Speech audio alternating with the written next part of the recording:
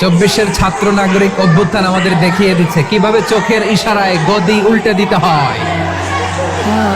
তুমি তোমার কল্পনার রাজ্যকে সাজাও, তোমাকে হারাতে পারে এমন কোন শক্তি আল্লাহর জমিনে নয়। তোমার কি শক্তি, কি সম্ভাবনা তুমি জানোই না মিয়া।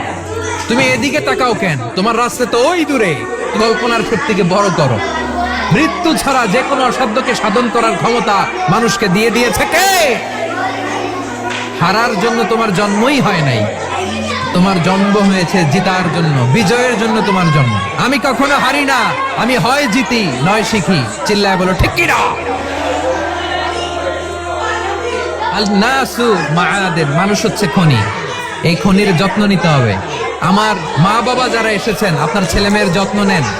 ওর কনফিডেন্স আপনি কমাবেন না, আপনি কমাতে পারেন না।